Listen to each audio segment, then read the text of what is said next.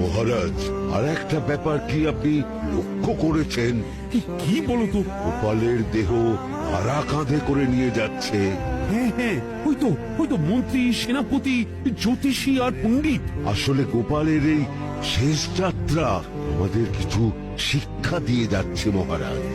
এই যে দেখুন, যারা গোপালকে সহ্য করতে পারত না, এখন এখন তাদেরই কাঁধে গোপাল যাচ্ছে।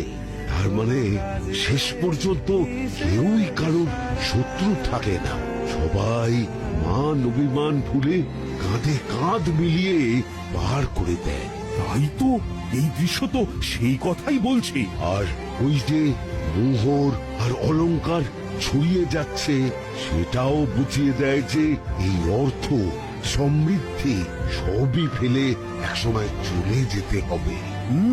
কি ভীষণ সত্যি। দুটো খালি হাতও বুঝিয়ে দিচ্ছে, খালি হাতেই আমরা সংসারে এসেছিলাম আর